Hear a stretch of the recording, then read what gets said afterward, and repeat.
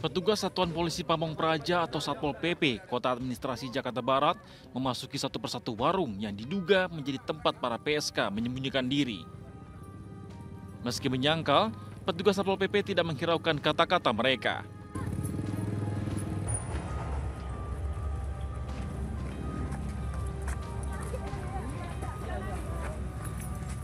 Para PSK yang tertangkap harus pasrah dan rela dibawa oleh petugas ke dalam mobil jaring milik petugas Satpol PP Jakarta Barat.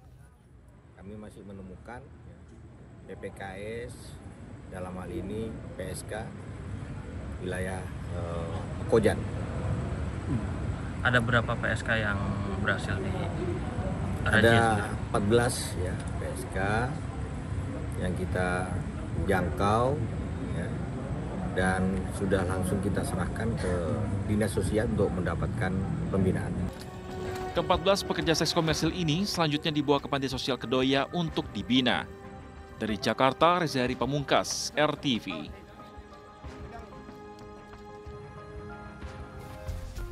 Polda Metro Jaya menangkap seorang preman yang memalak dan menusuk pejalan kaki di Tanah Abang dan viral di media sosial. Sementara itu, satu peleton personel Brimob dikerahkan untuk mengamankan Lapas Kutacane Aceh setelah insiden kaburnya 52 napi. Sahabat, inilah catatan seputar investigasi bersama saya, Feli Siawu.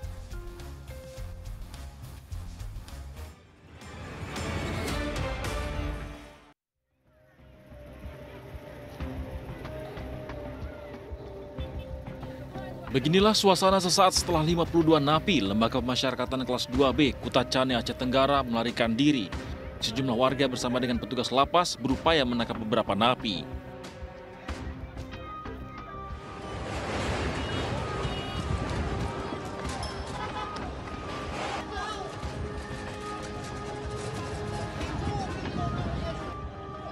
Sebelumnya, 52 napi melarikan diri setelah menjebol pintu tahanan. Sejumlah napi melarikan diri dengan memanjat atap lapas hingga kabur ke dalam pasar. Ketiadaan bilik asmara menjadi salah satu pemicu para napi melarikan diri. Kita sudah masuk, berusaha menenangkan dengan Pak Bupati, Pak Dandim, dan Pak Kapolres. Salah satu tuntutan mereka adalah ingin ada bilik asmara untuk di dalam lapas. Sedangkan untuk mengadakan hal itu, kewenangan ada di tingkat pusat. Meski kondisi lapas sudah kondusif, satu peleton personil Brimob dikerahkan untuk memperketat pengamanan di lapas guna mengantisipasi hal-hal yang tidak diinginkan. Dari Kutacane Aceh Tenggara, Dian Rahmat Syahputra, RTV.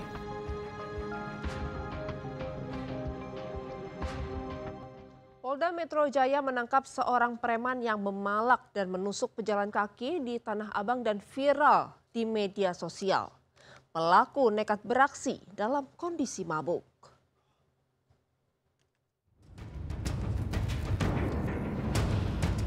Video viral yang diunggah akun Instagram @jakartapusat.info memperlihatkan aksi pemalakan seorang pria terhadap seorang warga yang hendak masuk ke dalam stasiun kereta api Tanah Abang, Jakarta Pusat.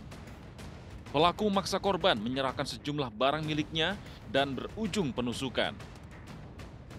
Setelah memeriksa beberapa saksi dan lokasi kejadian, tim Jatanras Direskrimum Polda Metro Jaya menangkap pelaku berinisial AI di kawasan Pasar Tanah Abang, Jakarta Pusat. Saat korban hendak mengejar tersangka, itu sempat dihalangi oleh seseorang, yaitu masih didalami dan diburu oleh rekan-rekan dari Subdit Jatanras karena yang bersangkutan menghilang ya. Ini harus dipastikan apa maksud dan tujuan dia menghalang-halangi korban yang akan mengejar. Saat ini pelaku telah ditahan di rutan Mapolda Metro Jaya dan dijerat dengan pasal pencurian dan kekerasan dengan ancaman hukuman 9 tahun penjara. Dari Jakarta, Hendra Aryadi, RTV. Seorang pria di Banyuwangi, Jawa Timur menyewa preman untuk menganiaya seseorang yang diduga merupakan selingkuhan istrinya. Akibatnya korban bersama kedua rekannya mengalami luka bacok dan terkapar di jalan raya.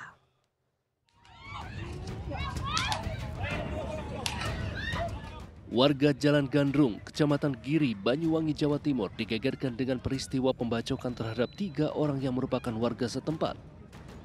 Warga pun akhirnya dapat menangkap 1 dari 3 pelaku pembacokan, sementara 2 pelaku lainnya berhasil kabur. Peristiwa bermula dari para pelaku yang merupakan warga Kecamatan Muncar mencari seseorang yang bernama Dinar Mislani dan langsung terlibat perkelahian dan penusukan. Naas, 2 warga yang hendak melerai justru ikut menjadi korban. Usut punya usut, ketiga pelaku merupakan preman yang disewa oleh seorang pria berinisial FP untuk menghabisi korban lantaran telah berselingkuh dengan istrinya. Otak daripada pengeroyokan ini, FBJ ini merasa kesal terhadap korban inisial MS karena yang bersangkutan menduga bahwa istri yang bersangkutan selingkuh dengan korban ini, dan itu sudah dikonfirmasi, namun korban tidak mengakui, tetapi berdasarkan pengakuan si tersangka CF ini, dia melihat dari bukti HP ada TikTok segala macam percakapan, sehingga meyakini bahwa istrinya selingkuh. Dari tangan para pelaku, polisi menyita sejumlah barang bukti, diantaranya pakaian pelaku, helm, serta 2 bilah pisau. Atas perbuatannya, para eksekutor dijerat dengan pasal 170 KUHP tentang penganiayaan. Sementara FP, otak penyerangan, dikenai pasal 55 dan 56 KUHP dan terancam hukuman maksimal 15 tahun penjara. Dari Banyuwangi, Jawa Timur, Galeh Mega untuk CSI RTV. Usai terungkap peristiwa pembunuhan terhadap pemilik ruko di Pulau Gadung, Jakarta Timur, ruko tersebut kini sepi dan dipasangi garis polisi. Terungkap pula, pelaku sempat tinggal di ruko tersebut sebelum pembunuhan terjadi. Sahabat, kita lanjutkan liputan mendalam CSI. Emosi dan sakit hati, bos ruko dihabisi.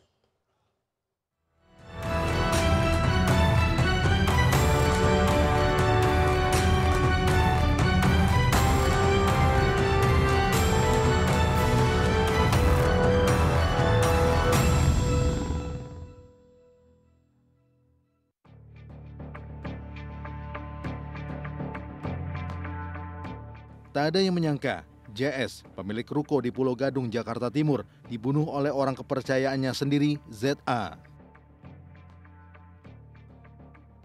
Motif pembunuhan terkuak, yaitu lantaran pelaku merasa tersinggung dan sakit hati atas perkataan dan perbuatan korban saat memantau renovasi ruko.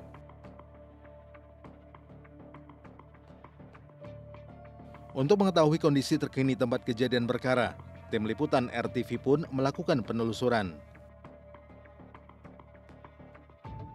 Dibutuhkan waktu sekitar 1 jam dari kawasan Tamrin, Jakarta Pusat menuju Rawamangun, Pulau Gadung, Jakarta Timur. Berlokasi tepat di tepi Jalan Raya Pemuda, ruko yang menjadi TKP pembunuhan ini dapat dengan mudah ditemukan. Sekilas tampak biasa saja, namun suasana di sekitar TKP terbilang sepi. Tim liputan kemudian berupaya mencari informasi dari warga yang berada di sekitar lokasi dan bertemu dengan salah satu karyawan kafe yang berjarak tak jauh dari lokasi kejadian. Dari keterangannya, sebelum pembunuhan, pelaku sempat tinggal di dalam ruko milik korban yang sedang direnovasi tersebut.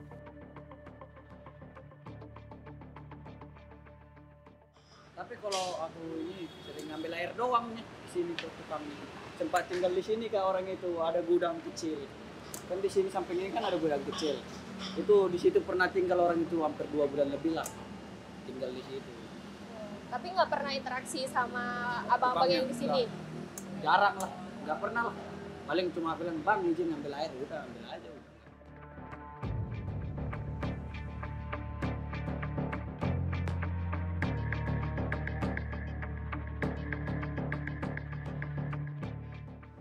Ya, sahabat RTV, ini adalah TKP, kasus terjadinya pembunuhan oleh seorang karyawan terhadap bos pemilik ruko. Di dalam sini terjadi peristiwa pembunuhan tersebut yang kemudian setelah 2 hari baru jasadnya bocor di dalam saluran air, sahabat, yang ada di dalam sini. Saat ini jasadnya sudah dikeluarkan, sudah dibongkar, namun bisa kita saksikan bersama bahwa sampai hari ini area pertokoan ini, area ruko ini masih terpasang segel atau garis polisi untuk diamankan. Dari Jakarta, Arista Damelia, Zaki Sahab, Rizky Priadila untuk CSI RTV. Amarah yang tak terkendali dapat memicu tindakan di luar batas kewajaran. Namun, pelaku kejahatan seringkali meninggalkan jejak yang membuat kejahatannya terbongkar.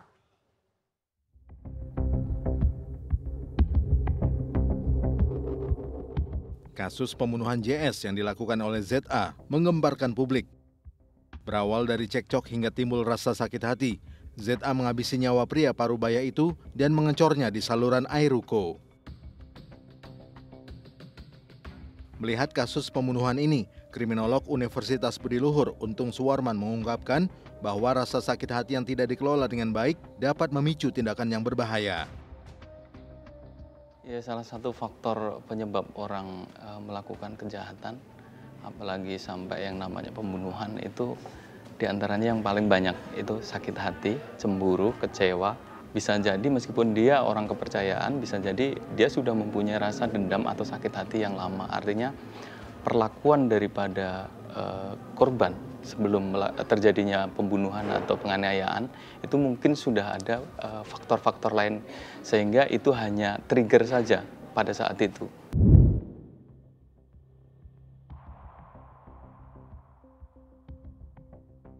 Namun ada satu hal yang tidak disadari pelaku hingga membuat kasus ini dengan cepat dapat terungkap. Pelaku ceroboh dengan meninggalkan jejak usai melakukan aksi kejinya itu.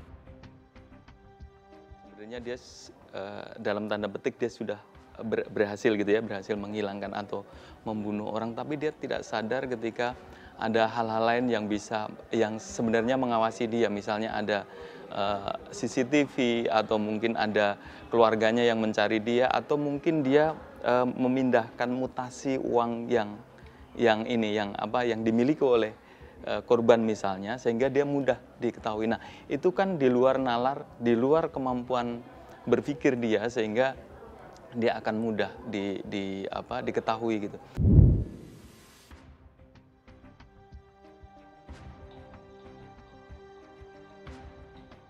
Tak ada kejahatan yang sempurna.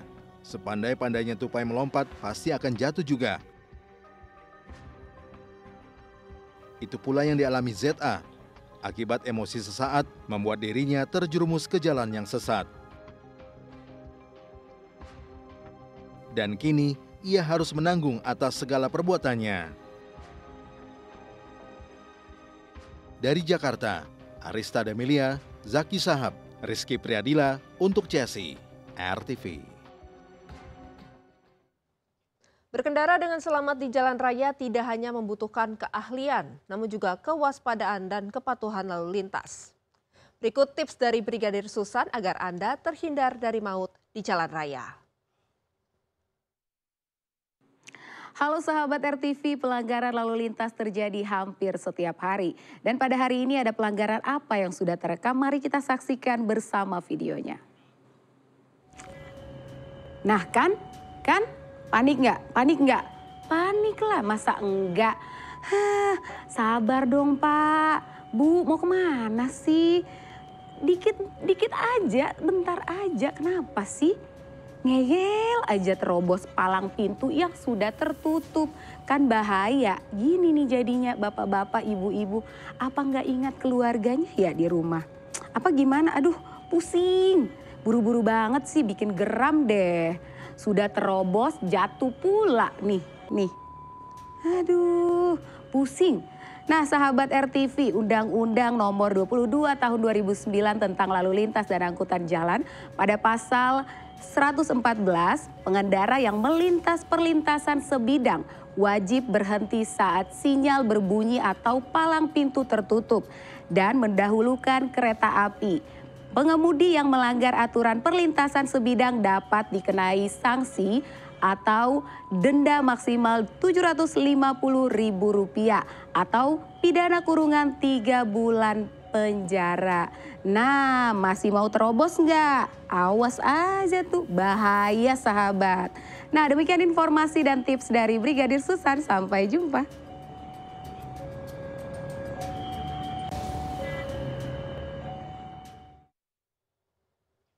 Polisi menggerebek home industri Senpi Rakitan di Kecamatan Kapas, Bojonegoro, Jawa Timur.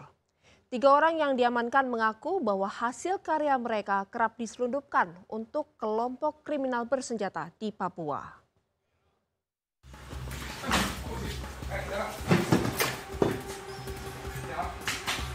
Teguh Wiono tak berkutik saat digerebek polisi di rumahnya di Desa Kalianyar, Kecamatan Kapas, Kabupaten Bojonegoro, Jawa Timur. Kompresor kok dibelah-belah begini? Setelah digeledah, terdapat sebuah kompresor besar yang telah dibelah beserta sejumlah amunisi.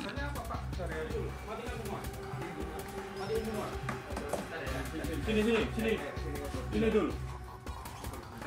Di rumah yang lain, polisi meringkus Kamaludin dan Pujiono yang tengah berada di bengkel bubut miliknya. Di bengkel inilah pelaku kerap menjalankan bisnis haramnya untuk memproduksi senjata api rakitan. Ironisnya, senpi-senpi rakitan itu mereka jual kepada kelompok kriminal bersenjata atau KKB di Papua.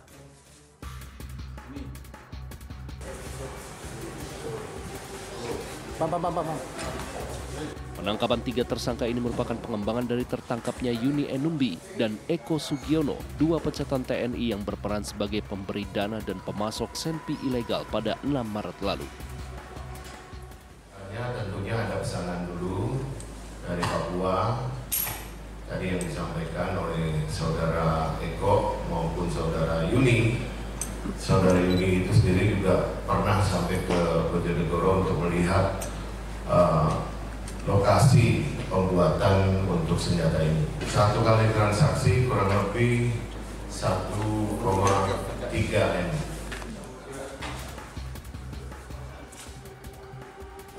Dari tangan ketiga tersangka, polisi menyita barang bukti 5 pucuk senjata api rakitan. 2 diantaranya laras panjang dan 3 diantaranya laras pendek, serta 982 butir peluru berbagai kaliber produksi pabrikan. Akibat perbuatannya, para tersangka dijerat dengan Undang-Undang Kedaruratan dengan ancaman maksimal hukuman mati. Dari Surabaya, Jawa Timur, Solihul Hadi untuk CSI FTV.